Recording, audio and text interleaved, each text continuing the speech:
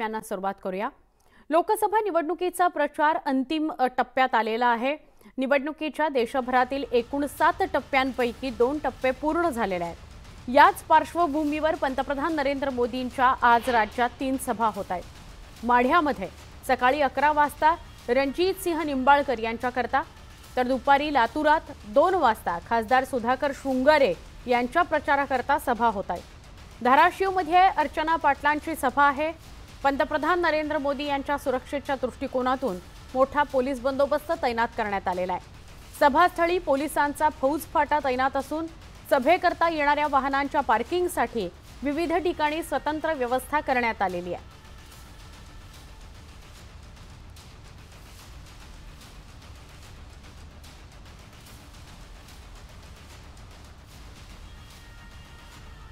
आमचे प्रतिनिधी धाराशिवचे बालाजी निरफळ यांच्याशी आपण सविस्तर बोलूया। बालाजी, कालही महाराष्ट्रात 3 सभा पंतप्रधान नरेंद्र मोदींच्या होत्या। अमित शहांच्या सुद्धा प्रचाराचा धडाका सुरू आहे। आज सुद्धा पंतप्रधान नरेंद्र मोदी महाराष्ट्रात आहेत, काय सांगाल?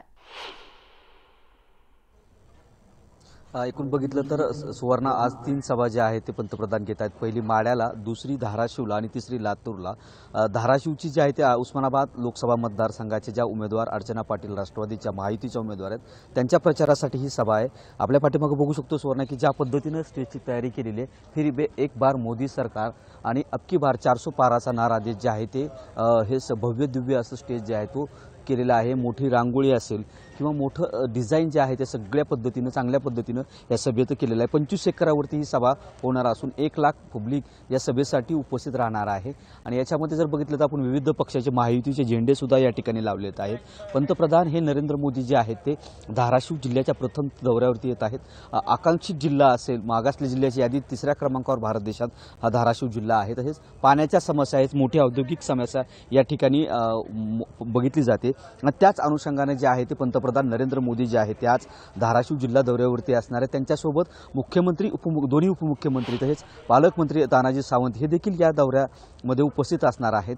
पालकमंत्र्यांची काल ज्या सभेसगळी पाहणी केली त्यांनी सांगितले की आकांक्षित जिल्हा म्हणून पंतप्रधानांकडे पाण्याची मागणी, पाण्याच्या बाबतीत निधीचा प्रश्न असेल किंवा मोठे उद्योगधंदे जे आहे ती मागणी पंतप्रधान मोदी यांच्याकडे केली जाणार आहे।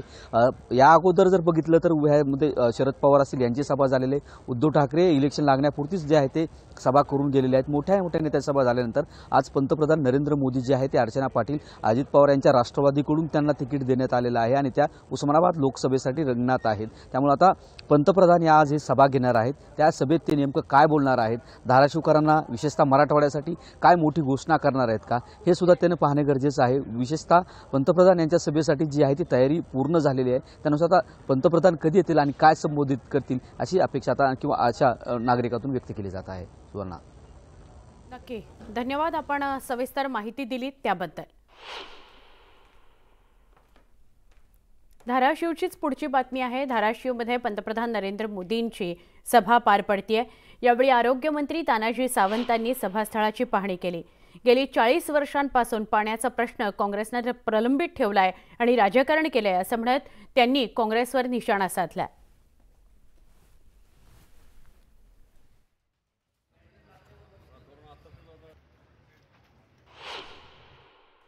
ह्या माध्यमातून पंतप्रधान प्रत्येक शहरामध्ये, प्रत्येक लोकसभेच्या मतदारसंघामध्ये फिरतात। आतापर्यंतच्या भारताच्या इतिहासामध्ये पंतप्रधान इतके फिरलेले आणि ते फक्त महाराष्ट्रच फिरत नाहीत। तुम्ही बघा, ज्यावेळेस 7 टप्प्यामध्ये आपलं हे इलेक्शन आहे, इलेक्शन प्रोसेस, त्यावेळेस प्रत्येक ठिकाणी तितके वेळ ते त्या ठिकाणी जात आहेत। त्याच्यामुळं त्यांच्या म्हणण्याला मी फारसा अर्थ किंवा किंमत देत नाही, कारण त्यांनी ते विरोध आहेत म्हणून विरोधकांनी हे असंच बोललं पाहिजे। तानाजी सावंतांची ही प्रतिक्रिया होती। पुढे जाऊया। पंतप्रधान नरेंद्र मोदींच्या सभेआधी धाराशिवमध्ये राजकीय वातावरण तापलेलं आहे। तानाजी सावंत आणि ओमराजे निंबाळकरांमध्ये चांगलंच शाब्दिक युद्ध रंगलंय। ओमराजे निंबाळकरांनी मोदींच्या सभेविरोधात सवाल उपस्थित केले होते, त्याला तानाजी सावंतांनी प्रत्युत्तर दिलं। ज्या दिवशी उमेदवार जाहीर झाला त्या दिवशीच ते माजी खासदार झाले असं म्हणत त्यांनी निंबाळकरांचा समाचार घेतला।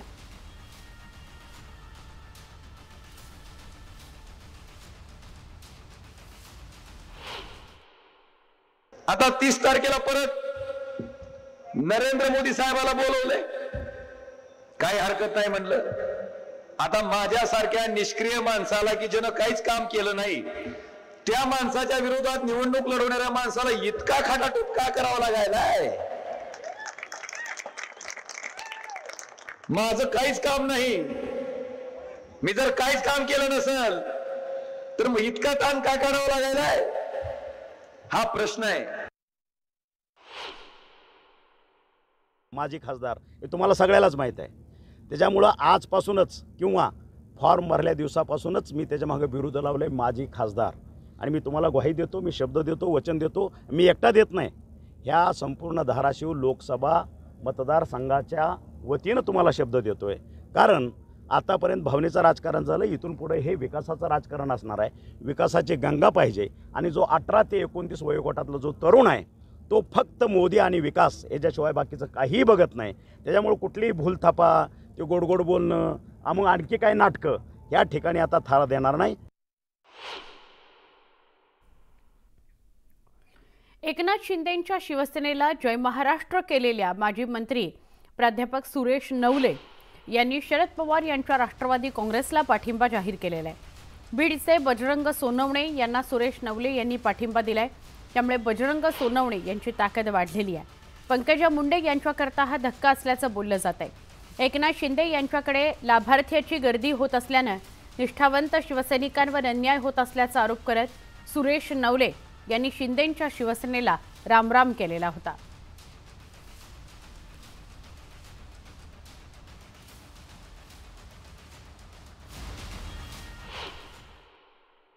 माझ्यासोबत सुरेश नवले आहेत. काय सांगाल, नेमका हा पाठिंबा का दिला, काय का? बीड जिल्ह्यामधील मित्रमंडळाच्या कार्यकर्त्यांची इच्छा आणि भावना याचा आदर राखणं हे माझं कर्तव्य आहे. गेली 5 दिवस मी कार्यकर्त्यांशी संवाद साधला आणि चर्चा केली. सगळ्यांचं एकच मत होतं की भारतीय जनता पार्टीच्या उमेदवाराला आपण पाठिंबा देऊ नये. पाठिंबा द्यायचाच असेल तर आपण आघाडीचे उमेदवार बजरंग सोनवणे यांना पाठिंबा द्यावा. कार्यकर्त्यांच्या इच्छेखातर हा निर्णय मला घ्यावा लागला. मात्र नेमकी ही वेळ का आली? या अगोदर तुम्ही शिवसेनेमध्ये महत्त्वाच्या पदावरती देखील होता, एकनाथ शिंदेंचे घनिष्ठ तुमचे संबंध देखील होते, नेमका हा निर्णय का घ्यावा लागला? मी 31 जुलै 2022 सिल्लोडमध्ये माननीय अर्जुनजी खोतकर आणि मी, शिवसेना याचं नेतृत्व माननीय एकनाथजी शिंदे करतात, त्या शिवसेनेत प्रवेश केला. प्रवेश केल्यानंतर संघटनात्मक जबाबदारी माननीय मुख्यमंत्र्यांनी देऊ केली होती. परंतु 1.5-2 वर्ष त्यांनी कुठल्याही प्रकारची जबाबदारी माझ्यावर टाकली नाही. संघटनात्मक किंवा पक्षाचं काम करण्याची वारंवार विनंती करूनही त्यांनी माझी विनंती नाकारली, कदाचित अव्हेरली. प्रश्न लोकसभेचा आहे. या लोकसभेच्या निवडणुकीमध्ये जे विद्यमान खासदार होते त्या विद्यमान खासदारांना उमेदवारी मिळणं अपेक्षित होतं. परंतु भारतीय जनता पार्टीच्या दबावामुळे माननीय मुख्यमंत्री त्यांना उमेदवारी देऊ शकले नाहीत आणि हे महाराष्ट्रातल्या शिवसेनेच्या दृष्टीनं अतिशय वाईट आहे. कॅमेरा प्रकाश जाधव सोबत सुरेश जाधव, न्यूज 18 लोकमत, बीड. संगमनेरमध्ये भाऊसाहेब वागचौरेंच्या समर्थनार्थ सभा पार पडली. यावेळी बाळासाहेब थोरात यांनी वेगवेगळ्या विषयांवर भाष्य केले. शिवसेनेचे बहुतांश खासदार ठाकरेंना सोडून गेले असले तरी आमच्या 14 खासदारांच्या जागा या आमच्याच आहेत असा पक्का निर्धार उद्धव ठाकरेंनी केला होता असं थोरातांनी म्हटलंय. मात्र असं असलं तरी आणि ठाकरेंच्या शिवसेनेचा उमेदवार विजयी झाला तरी त्यांचा पाठिंबा काँग्रेसलाच असणार असं ठाकरेंनी सांगितल्याचंही थोरात म्हणाले.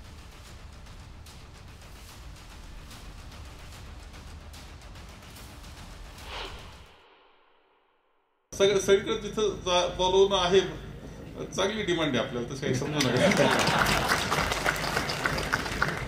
आणि नगरला बी आपण गेलेलोच आहे. तिकडं नगरला गेलोय, तिथे आपण काम करतोय. गणेश जसं झालं ना, गणेश चांगला चालायला लागला, तसं दक्षिण नगर सुद्धा तिथली व्यवस्था चांगली चालवायच्या करता आम्ही जातोय आता तिकडं. आणि प्रचंड वातावरण आहे, प्रचंड वातावरण आहे. सगळं आहे, काम आपण करतो आहोत.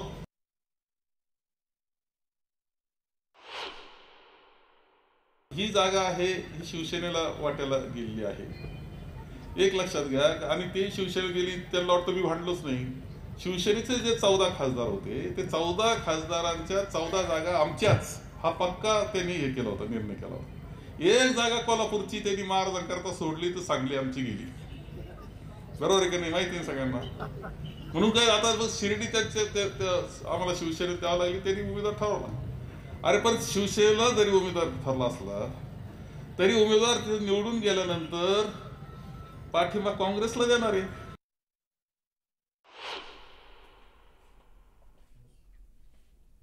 या निवडणुकीतली महामुलाखत.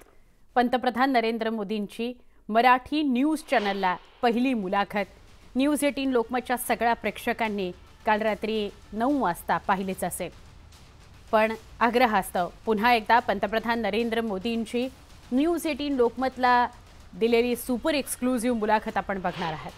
25 वर्षांची शिवसेना भाजप युती तुटली असल्याचा घणाघात मोदींनी केलाय. बाळासाहेबांनी बनवलेली युती ठाकरेंनी मुख्यमंत्री बनण्याच्या महत्वाकांक्षेमुळे तोडली अशी टीका मोदींनी केली आहे. तर शरद पवारांच्या मुलीवर असलेल्या प्रेमामुळे राष्ट्रवादी काँग्रेस फुटली असा आरोप मोदींनी केलाय. फडणवीसांनी महाराष्ट्राच्या भल्याकरता मुख्यमंत्रीपद सोडलं असं सांगत मोदींनी फडणवीसांचं कौतुकही केलेलं आहे.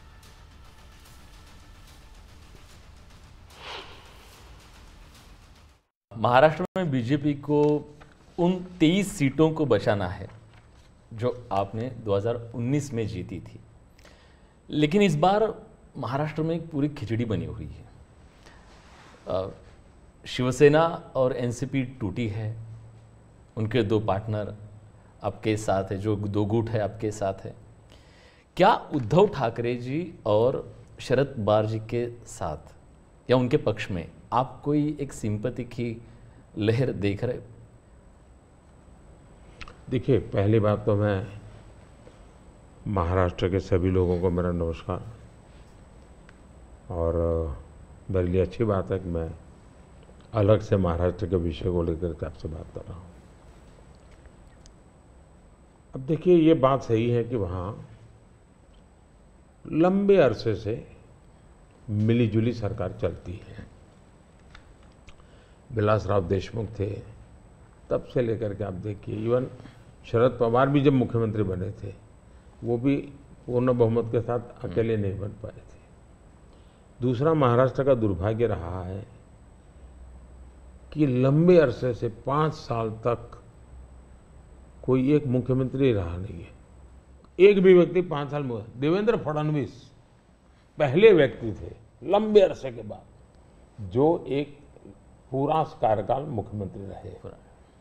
और पूरी सरकार बेदाग रही, पूरी सरकार लोगों का भला करने वाली सरकार रही. अब सिंपैथी हमारे साथ होनी चाहिए कि जो लोग हमारे साथ चुनाव लड़े, जो लोगों ने हमारे साथ चुनाव लड़ करके महाराष्ट्र के लोगों से वोट मांगा, लेकिन मुख्यमंत्री बनने के खुद के व्यक्तिगत महत्वाकांक्षा के कारण और उसमें अहंकार भर गया, इसके कारण आपने बाला साहब ठाकरे के जमाने से बनी बनाई इस जोड़ी को धोखा दे दिया. और उसका लोगों को गुस्सा है, बीजेपी के प्रति सिंपत्ति है. दूसरा, शिवसेना के अंदर जो तूफान खड़ा हुआ या एनसीपी के अंदर जो तूफान खड़ा हुआ, वो साफ साफ दिखता है कि जब आप अपने परिवार के लोगों को ही प्राथमिकता देते हैं और बाकियों को नहीं देते हैं, तो कभी न कभी तो कठिनाई पैदा होती है. पंतप्रधान नरेंद्र मोदींची कुणीही चुकवू नये आणि सगळ्यांनी पाहायला हवी अशी ही सगळ्यात मोठी महामुलाखत आहे. तुम्ही बघू शकता सकाळी 9 वाजता फक्त न्यूज 18 लोकमतवर.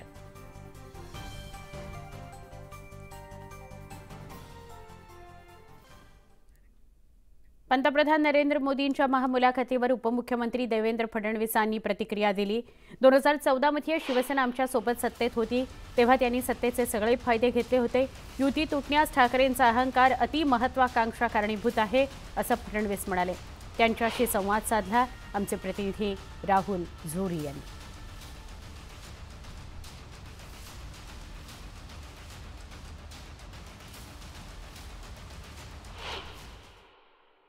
देवेंद्र फडणवीस साहेब, देवेंद्रजी सर्वात आधी स्वागत. ज्या पद्धतीनं पहिल्यांदाच उघडपणे पंतप्रधान नरेंद्र मोदी यांची भूमिका घेतली, खास करून अहंकार आणि अतिमहत्वाकांक्षा यामुळं ही जी युती आहे ती तुटली असं ते म्हणतायत. तुम्ही याबद्दल काय म्हणाल? हे अगदी स्पष्टच आहे. याचं कारण 2014ला देखील आमच्यासोबत शिवसेना निवडून आली, नंतर आमच्यासोबत सरकारमध्ये आली. पण आपण बघा त्यांचं जे वागणं होतं, ज्या प्रकारे त्या काळामध्ये उद्धवजी किंवा त्यांचं मुखपत्र मोदीजींवर टीका करायचं, मग एक दिवस तर आम्हाला हा प्रश्न पडला की हे आपल्या बाजूनी आहेत की कोणाच्या बाजूनी आहेत. कारण जेवढ्या वाईट शब्दात विरोधक देखील बोलत नव्हते तेवढ्या वाईट शब्दात ते बोलत होते. आणि 19ला देखील तशाच प्रकारे ते वागले. 100% अहंकार तर होताच, पण महत्वाकांक्षा होती. आणि त्या महत्वाकांक्षेपोटी त्यांनी जी काही जनमत दिलं होतं, लोकांनी मॅन्डेट दिलं होतं, ते मॅन्डेट तोडलं. मॅन्डेट तोडल्याचा उल्लेख त्यांनी देखील केला की जनमत आमच्या बाजूने होतं. खास करून जुन्या मैत्रीचा दाखला त्यांनी, बाळासाहेबांची आठवण सांगितली, जुन्या मैत्रीचा दाखला. ना विचार राहिले ना गोष्टी राहिल्या. ही आडमुठी भूमिकाच येत्या काळातल्या या सगळ्यामध्ये फक्त सत्ता आणि या सगळ्याच्या बाजूला फिरली असं म्हणायचं. एक काय आपल्याला सांगतो की 2017-18च्या दरम्यान एनडीए एक्सपांड करावा म्हणून त्या काळामध्ये शरद पवार साहेबांची आमची बोलणी झाली आणि राष्ट्रवादींनी आमच्यासोबत सरकारमध्ये यावं अशा प्रकारचा जवळपास निर्णय झाला. पण त्या ठिकाणी आमच्या वरिष्ठांनी अट टाकली की शिवसेना आमचा जुना मित्र आहे, आम्ही त्यांना सोडणार नाही, त्यांच्यासोबत तुम्ही या, आपण तिघं मिळून या ठिकाणी सरकार करू. पण त्यावेळेस शरद पवार साहेबांनी भूमिका घेतली, शिवसेना राहणार असेल तर आम्ही येणार नाही. त्यामुळे मित्र म्हणून त्यांची काळजी ही प्रत्येक वेळी आमच्या वरिष्ठांनी घेतली. आणि तितकेच वेळा आमच्या वरिष्ठांना किती त्रास आपल्याला देता येईल, त्यांच्याबद्दल किती वाईट बोलता येईल, देशाच्या प्रधानमंत्र्यांबद्दल किती वाईट बोलता येईल, हे वारंवार त्यांच्या कृतीतून उद्धवजींनी आणि त्यांच्या पक्षांनी दाखवून दिलं. रमेश राहुल झोरी, न्यूज 18 लोकमत, सोलापूर. एक छोटासा ब्रेक, पहा फक्त न्यूज 18 लोकमत.